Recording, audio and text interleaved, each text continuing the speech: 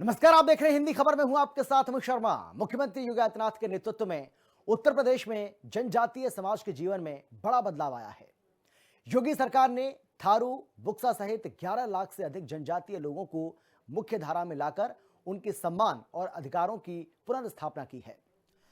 धरती आबा अभियानों से गांव में विकास पहुंचा है। विकास की इस रफ्तार को और तेज करने के लिए सीएम योगी शनिवार को सोनभद्र पहुंचे, जहां उन्होंने चोपन के रेलवे मैदान में आयोजित जनजातीय गौरव दिवस समारोह में मुख्य अतिथि के रूप में भाग लिया। और यह कार्यक्रम आदिवासी महानायक भगवान बिरसा मुंडा की 150वीं जयंती के अवसर पर आयोजित किया गया था। इस दौरान मुख्यमंत्री ने जिले को 548 करोड़ रुपए की बड़ी सौगात दी और 432 विकास परियोजनाओं का लोकार्पण और शिलान्यास किया। एक रिपोर्ट आपको हम दिखाते हैं, देखिए हिंदी खबर की ये स्पेशल रिपोर्ट। जनजातीय समाज के विकास पर योगी सरकार का फोकस।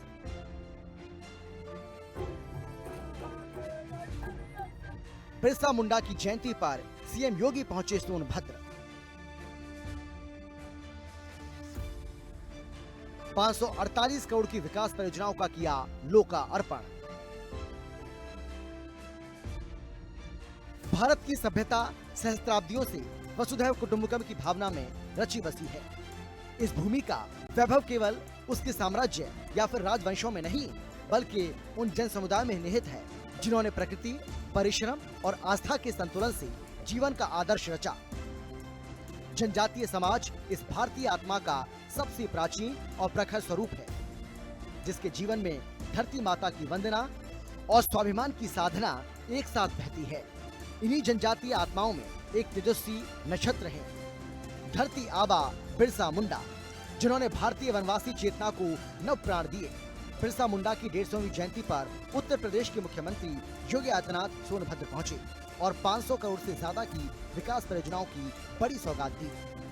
बिरसा मुंडा की 150वीं जयंती पर सीएम योगी ने सोनभद्र को 548 करोड़ की सौगात दी और 432 विकास परियोजनाओं का लोकार्पण एवं शिलान्यास किया। साथ ही विभिन्न सरकारी योजनाओं के लाभार्थियों को प्रमाण पत्र वितरित किए।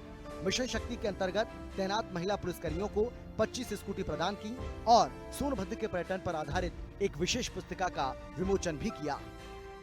जो संदेश धरती आबा बिरसा मुंडा का है, बिरसा मुंडा जी ने जो आदेश, जो निर्देश दिया है, जो संदेश दिया है कि अपना देश अपना राज, यानी नेशन फर्स्ट, राष्ट्र प्रथम का यह भाव और राष्ट्र प्रथम के उस भाव के साथ जोड़ने के लिए हम लोगों ने, जब प्रदेश में हमारी सरकार आई तो हम लोगों ने एक और व्यवस्था की।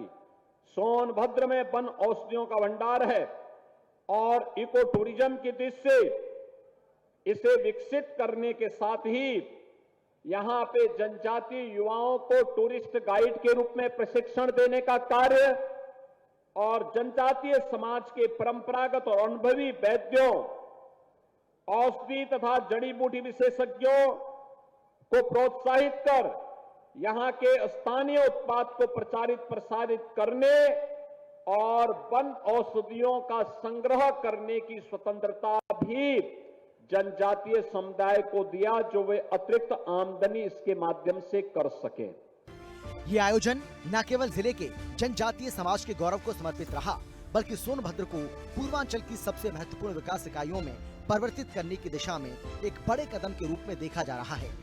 कार्यक्रम के दौरान सीएम योगी ने कहा कि बिरसा मुंडा की जयंती केवल एक उत्सव नहीं, बल्कि विकास, समरसता और राष्ट्र निर्माण की दिशा में आगे बढ़ने का प्रेरणादायी अवसर है। तमाम विकास की परियोजनाओं को सोनभद्र जनपद में आगे बढ़ाने का काम किया गया है। खासतौर पर जो मैंने पहले भी कहा कि प्रदेश की ऊर्जा राजधानी के रूप में हमारा सोनभद्र जाना जाता है, और सोनभद्र में इस समय जो यहां पर हम लोगों ने कार्य प्रारंभ किया है, इसमें ओबरा में जो उत्तर प्रदेश राज्य उत्पादन निगम की इकाई है, इसमें 1320 मेगावाट की एक नया पावर प्लांट हम लोगों ने यहां पे लगाने में सफलता प्राप्त की है, जिसकी लागत 13,005 करोड़ रुपए से अधिक की है। इसके साथ ही यहां पे न केवल परियोजना लगी है बल्कि इस परियोजना के साथ हजारों नौजवानों के लिए नौकरी की संभावनाएं भी इसके साथ खुली हैं। जनपद में कनहर सिंचाई परियोजना का निर्माण भी कराया जा रहा है, जिस पर 3,394 करोड़ रुपए की लागत इस परियोजना पे लगी है। बिरसा मुंडा की 150वीं जयंती को जनजातीय गौरव दिवस के रूप में मनाना केंद्र एवं राज्य सरकार की उस प्रतिबद्धता का प्रतीक है जिसमें आदिवासी समाज को राष्ट्र के गौरव के केंद्र में रखा गया। लंबे समय तक उपेक्षित रहे जनजातीय समुदायों को योगी सरकार ने न केवल मुख्य धारा में जगह दिलाई बल्कि उनकी परंपराओं, जरूरतों और सपनों को शासन की प्राथमिकता बनाया। सीएम योगी की सोच हमेशा ये रही है कि विकास तभी सार्थक है जब वंचितों को वरीयता मिले और अंत्योदय से सर्वोदय का रास्ता खुले। ऐसे में योगी सरकार ने प्रदेश में थारू, बुक्सा, भोटिया, जौनसारी, राजी, गोंड, बैगा, सहरिया, मुसहर और चेरों जैसी जनजातियों के 11 लाख से अधिक लोगों के जीवन को बदलने के लिए कई योजनाएं जमीन पर उतारी हैं। वनाधिकार अधिनियम के तहत आवास के अधिकार दिए गए, मुख्यमंत्री आवास योजना से वनवासियों को पक्के घर मिले और पीएम जनमन योजना के माध्यम से शिक्षा, स्वास्थ्य, पेयजल, सड़क, बिजली और दूरसंचार जैसी मूलभूत सुविधाओं को सीधे उनके द्वार तक पहुंचाया गया। खासतौर पर बुक्सा जनजाति के 815 परिवारों को हर सुविधा से संतृप्त कर एक नई मिसाल पेश की गई।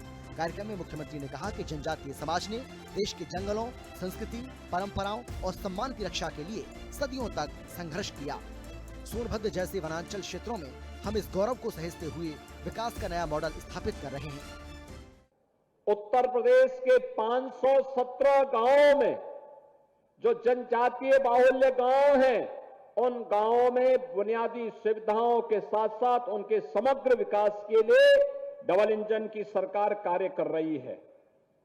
इसके साथ ही उत्तर प्रदेश के अंदर हम लोगों ने जो जनजातीय जनसंख्या के 11 लाख की आबादी उत्तर प्रदेश में निवास करती है और मुझे बताते हुए प्रसन्नता है कि इन सभी गांवों को ध्यान में रख करके वनाधिकार कानून में संशोधन करने के उपरांत पिछली सरकारें निर्णय नहीं ले पा रही थी क्योंकि वे जनजातीय समुदाय का शोषण करती थी। हमारी सरकार ने निर्णय लिया कि वनाधिकार कानून में संशोधन के उपरांत उन्हें पट्टा भी मिलना चाहिए। आज भी 1000 से अधिक जनजातीय समुदाय के लोगों को उनके पट्टे उपलब्ध हो रहे हैं और इससे पहले 23,000 से अधिक ऐसे पट्टे स्वीकृत किए जा चुके हैं जिसमें जनजातीय समुदाय को उस भूमि का मालिकाना अधिकार मिल सके और वह किसी भी उत्पीड़न से मुक्त हो सके। राज्य के 8 उच्च स्तरीय केंद्रों के माध्यम से अनुसूचित जनजाति वर्ग के युवाओं के लिए नई संभावनाएं बनी हैं। नट, बंजारा, सांसी, कंजर और कालबेलिया जैसे विमुक्त एवं घुमंतू समुदाय के लिए सरकार ने शिक्षा और आवास योजनाओं के जरिए स्थायित्व लाया है। इन समुदायों के लिए 101 आश्रम पद्धति विद्यालय, 9 सर्वोदय विद्यालय और अनेक छात्रावास चलाए जा रहे हैं। इन्हें सामाजिक सुरक्षा, आवास और रोजगार से जोड़कर सम्मानजनक जीवन प्रदान किया गया है। ये पहले साफ बताती हैं कि योगी सरकार जनजातीय बच्चों की शिक्षा को भविष्य निर्माण का सबसे मजबूत आधार मानती है। आज योगी जी की सरकार आपके साथ काम कर रही है। जो सरकारी भर्तियां हुई और आगे भी हो रही हैं, उसमें भारी संख्या में हमारे बेटे बेटियों को स्थान मिला है। शायद ही कोई परिवार अब बचेगा जिसको या तो सरकारी सेवा ना मिली हो या कोई और सरकार की तरफ से स्वावलंबन की योजना ना मिली हो। जब हमारे आमदनी बढ़ती है तो स्वतः हमारा जीवन स्तर भी बढ़ता है, हमारा सम्मान भी बढ़ता है। इसके लिए भी हम सबको मिलकर काम करना है।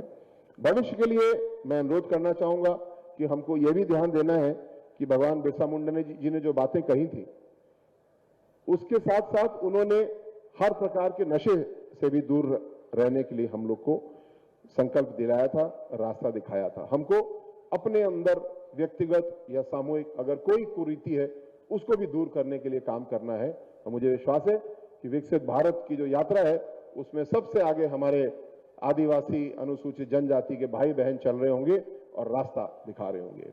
मुख्यमंत्री योगी आदित्यनाथ ने सोनभद्र में जिन परियोजनाओं का शिलान्यास और लोकार्पण किया, उनमें ग्रामीण सड़कों का निर्माण एवं चौड़ीकरण, पुल पुलियों का निर्माण, पेयजल आपूर्ति विस्तार, प्राथमिक स्वास्थ्य केंद्रों का विकास, स्मार्ट क्लासरूम, विद्यालयों के आधुनिकीकरण, सिंचाई परियोजनाएं, पर्यटन स्थल विकास योजना जैसे अनेक महत्वपूर्ण कार्य शामिल हैं।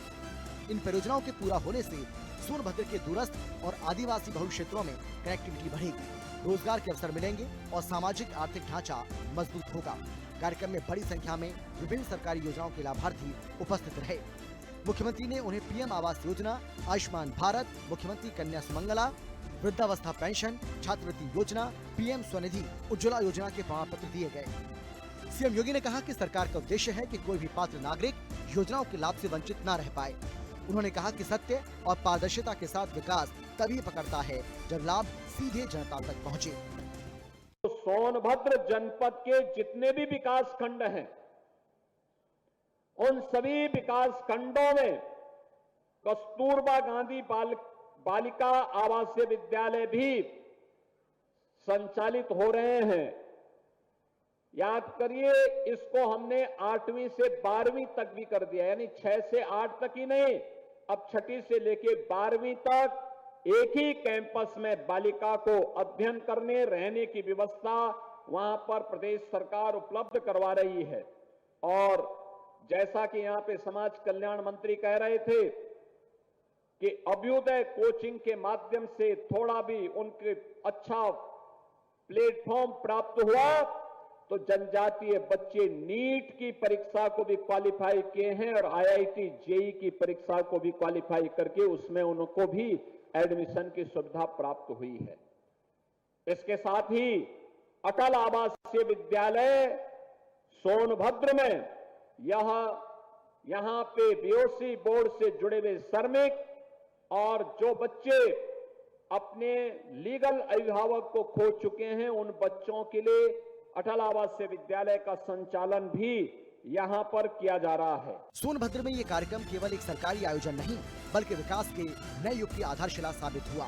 बड़ी परियोजनाओं के साथ महिला सुरक्षा, पर्यटन विस्तार और सामाजिक योजनाओं की डिलीवरी का ये संगम जिले को बहुआयामी विकास पथ पर ले जाने वाला है।